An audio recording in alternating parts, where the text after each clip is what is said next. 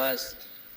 तो हज़रत अब्दुल्ला बिन अब्बास उठे और अपनी माँ के पास गए। कहने लगे, अम्मी मुझे ले चलो, मेरे आँखों का इलाज करा दो। नौकर नहीं आया, आज मेरी जमात चली गई, फिर नहीं आएगा, फिर जाएगी। ऐ मेरी माँ ले चलो, मेरे आँखों का इलाज करा दो, मेरे आँखों में रोशनी आ जाए ताकि मेरी जमात न छूटे। ये सहाबी थे। माँ लेकर के गई डॉक्टर के पास। डॉक्टर ने देखा तो कहा ऑपरेशन करना पड़ेगा, 15 दिन तक बिस्तर पे लेटना पड़ेगा, ठीक हो जाए।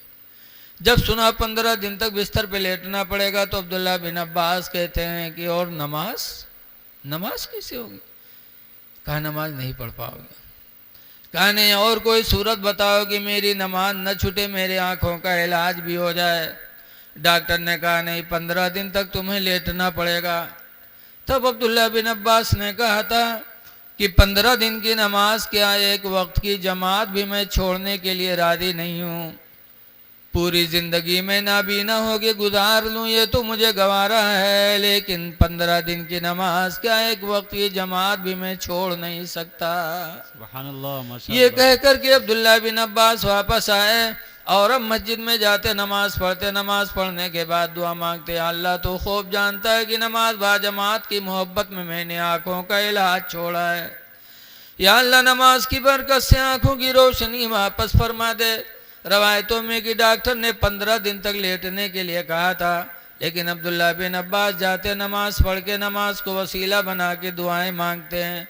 6 दिन का अरसा गुजरा था, 6 दिन रो रो के जो दुआएं मांगे नमाज के वसीले से, तो अल्लाह ताला ने 6 ही दिन में उनकी आँखों की रोशनी ऐसी लौटा दी कि फरमाते पहली उतनी तेज रोशनी नहीं थी जितनी रोशनी अल्लाह ने अब अता फरमा दी। माशाअल्लाह, सुभानअल्लाह, वाह। पता चला कि सहाबे किराम मुसीबतों में नमाज का सहारा लेते थे। ऐ लोगों, आज हमको भी परेशानी हो तो हमको भी चाहिए कि नमाजों का सहारा ले लें। अल्लाह ताला की रज़ा नमाज में है, नबी की आंखों की ठंडक नमाज में है, इसलिए हम नमाजें न छोड़ें। और हर हाल में जब हम गुनाहों से बचने का इरादा करेंगे तो अल्लाह ताला हमारे लिए रास्ता पैदा करेगा। एक बुजुर्ग थे जिनका नाम था मुश्की जाना तो, उनके बदन से हमेशा मुश्क की खुशबू निकला करती थी। और मस्जिद में नमाज पढ़े जाएं तो नमाजिन में झगड़ा, वो नमाजी कहा इनके दारे हम खड़े हुए, दूसरा कहा इन्हें हम खड़े हुए, कहा है कि ताकि नमाजों पढ़ा करें मुश्क की खुशबू मिला करे।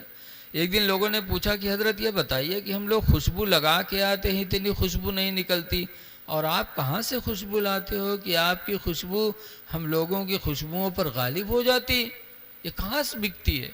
कहा मैं कोई खुशबू नहीं लगाता। अरे कोई खुशबू नहीं लगाते, फिर ये खुशबू कहाँ से आती है? तब उन्होंने अपनी ज़िंदगी की एक कहानी सुनाई।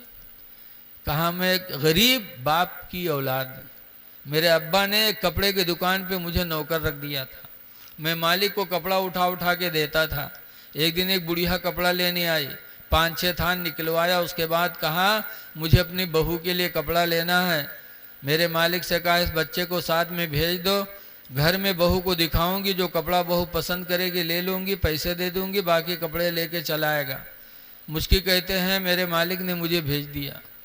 मैं जब उसके घर में कपड़ा लेके पहुंचा, उसने रखा और अपनी बहू को बुलाया, और उसकी बहू ने जब मेरे पर निगाह डाली तो उसकी दिल की दुनिया बदल गई। मुश्किल बड़े खूबसूरत थे, कहते मेरी खूबसूरती और मेरी जवानी को देखकर उसकी बहू मेरे ऊपर दीवाना बन गई। अब कपड़ा अलगे रहेगा, वहाँ कुछ दूसरे हुए लाग, अब वो गुनाह के पैदर पे पड़ी। तो मुझकी कहते मैंने कहा अल्लाह के लिए दूर रहो, मैं गरीब बाप की औलाद हूँ, मुझे तंग ना करो, मुझे बर्बाद ना करो। तो वो घर में से खंजर उठा लाई, कहा मुझसे करीब हो वरना मैं तुम्हें कत्ल कर दूंगी। तो कहते मैं दिल ही दिल में खुदा को याद करने लगा कि अल्लाह जान बचाना भी ज़रूरी है और गुनाह से बचना भी ज़रूरी है, अल्लाह कोई रास्ता पैदा कर दे। कहते हैं कोई रास्ता समझ में ना आए तो मैंने कहा मुझे पैखाना लगाए, मुझे पैखाना कर लेने दो, फिर तुम्हारी जो मर्जी होगी करना। तो वही बहू खंजर लेके मुझे पैखाने के करीब लेके गई, मुझे लेटरिन में कर दिया, बाहर खंजर लिए खड़ी रही। कहते मैं पैखाना करता रहा, दिल में सोचता रहा कि आज कैसे बचूं, गुनाह से भी बचना भी ज़रूरी है, जान बचाना भी ज़रूरी है। कहते मैं पैखाना कर रहा था, सोच रहा था, फिर मेरे दिल में एक बात आई कि अगर आज मेरा चेहरा खूबसूरत न होता तो ये मुझे गुनाह की दावत न देती, फिर सिर्फ मेरी खूबसूरती की बुनियाद पर आज मुझे गुनाह की दावत मिली है। फरमाते फिर वही पैखाना उठाया, मैंने अपने चेहरे पे लगा लिया, अपने बदन पे लगाया कि आज खूबसूरत न होता तो गुनाह की दावत न मिलती। पैखाना लगाने के बाद जो मैं बाहर निकला तो जो खंजर लेकर मेरे इंतज़ार में खड़े थे, जब मुझे देखा तो चिल्ला के भगी, का थू थू थू, कोई सीढ़ी आ गया, भग भग, यहाँ से भगाया और अंदर चली गई। मैं वहाँ से बचा, घर आया, अल्लाह का शुक्र अदा किया, नहाया, कपड़ा बदला और उसके बाद 2 रकात नमाज शुक्राने की पढ़ी और शुक्राने की पढ़ के मैं दुआ मांगने लगा कि अल्लाह तेरा शुक्र है कि तूने जान भी बचा लिया और गुनाह से भी बचा लिया। फरमाते मैं रो रो के दुआ मांगने लगा तो एक गैबी आवाज़ आई कि मेरे बंदे, तूने मुझे राज़ी करने के लिए अपने आप को गंदा किया, मेरे इज्जत और जलाल की कसम, जब तक तू दुनिया में जिंदा रहेगा हम तेरे बदन से मुश्क की खुशबू पैदा करते रहेंगे। उसी तारीख से आज तक मेरा जिस्म महक रहा है। ऐ लोगों, पता चला कि इंसान जब गुनाह से बचने का इरादा करता तो अल्लाह ताला उसके लिए कोई ना कोई रास्ता निकाल देता। इसलिए आप हजरात से गुजारिश है, पाक व साफ रहो, मस्जिदों को आबाद करो और घरों में मोहब्बत करो, माँ बाप की कद्र करो। एक आयत है, आयतें तो बहुत हैं, तकरीबन कुरान हकीम में 17 आयतें ऐसी हैं जो सिर्फ माँ बाप के बारे में नाजिल हुई है। 17 आयतें। कोई नहीं सोचा था पीर साहब के बारे में यक्को नहीं नाजिल भय तो पीर का लिए हाथे घूमत हैं सब। अरे पीर, सबसे बड़ा पीर अगर तुम्हारा है तो तुम्हारा बाप है, सबसे बड़ी पीरानी तो तुम्हारी माँ है। 17 मरतबा अल्लाह ताला ने कुरान में बार बार फरमाया वबिल वालिदैन एहसाना, ऐ लोगो माँ बाप के साथ एहसान करो, एहसान करो जैसे उन्होंने तुम पर एहसान किया। कहीं अल्लाह फरमाता उस्कुरली वली वालिदैक, ऐ मेरे बंदो तुम मेरा शुक्र अदा करो, मेरे माँ बाप का शुक्रिया अदा करो। तो पीर का एहतराम भी हम पर तुम पर है, लेकिन पीर से ज़्यादा एहतराम है माँ बाप का। पहले माँ बाप को राज़ी करो, फिर पीर को राज़ी करो। मारहरा शरीफ से आला हजरत मुरीद हैं और आला हजरत का पीर खाना के गद्दी नशीन मौलाना सैयद नजीब हैदर हसन मियाँ हर साल उर्स मारहरा में कहते हैं कि मेरे बरकाती मुरीदो, तुम इसलिए आए हो कि पीर तुमको बख्शवा लेगा ना, खुदा की कसम जब तक तुम्हारे माँ बाप तुमसे राज़ी नहीं होंगे तुम्हारा पीर तुम्हारे काम नहीं आएगा। इसलिए माँ बाप को भी राज़ी करने की कोशिश करो, उनकी ताज़ीम करो। अल्लाह फरमाता है वख्फिद लहुमा जनाह ज़ुल्लि मिनर रहमा, ऐ मेरे बंदो माँ बाप के लिए अपने बाजुओं को रहम दिली से झुका लिया करो। जब अब्बा अम्मा को देखो तो थोड़ा अपने आप को झुकाओ। वक़ुर रब्बिरहमहुमा कमा रब्बयानी सगीरा, और मुझसे दुआ करो कि परवरदिगार इन दोनों पर तो रहम फरमा जैसे कि ये दोनों बचपन में मेरे ऊपर रहम किया करते थे। तो माँ बाप के लिए दुआएं भी मांगो, माँ बाप के साथ एहसान करो और माँ बाप की ताज़ीम भी करो। अल्लाह का शुक्र है कि आज इतने स्टेज पर हमारे आपके उलमा हुफ़ाज़ तशरीफ़ फरमा हैं, सब ने बहुत अच्छी अच्छी बातें आपको सुनाई हैं। हज़रत मुफ्ती मोहम्मद शाहिद साहब ने मुझे फ़ोन किया, आप लोगों की दावत पर मैं हाज़िर हुआ। आप हजरात से गुजारिश है कि नेकियां करते रहो। 2 चीज़ों को अल्लाह ने छुपा के रखा, एक गज़ब और एक रज़ा।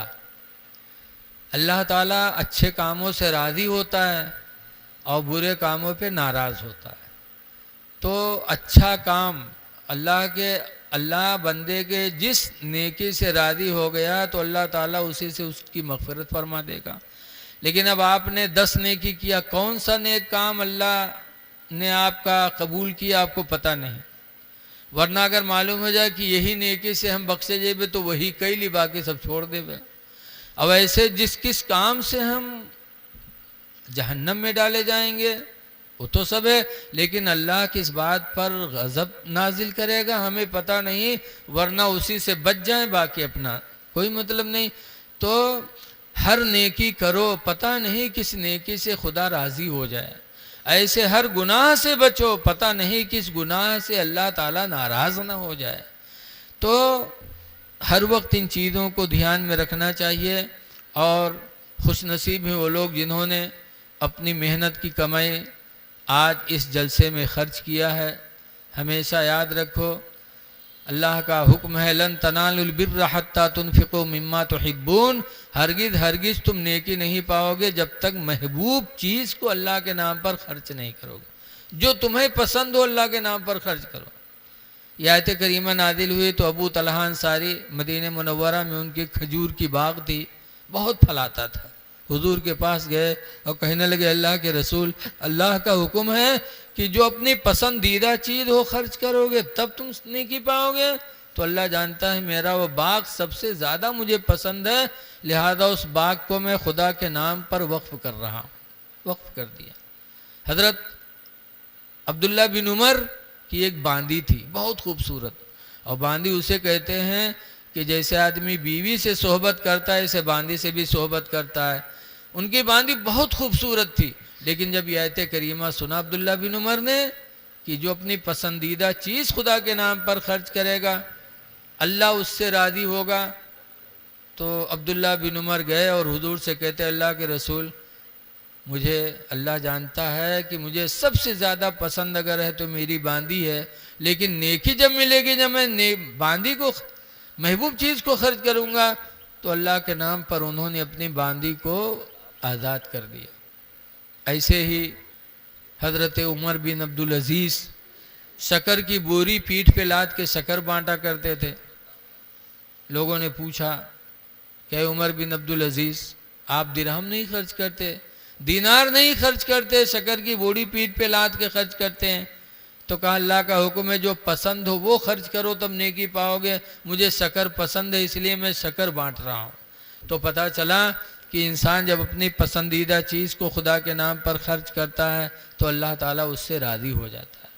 तो आप हजरात ने जलसे में जो भी दिया अल्लाह के मोहब्बत में दिया, दुआ है कि अल्लाह ताला इसे कबूल फरमाए। लेकिन आज तो हम लोग वो चीज़ को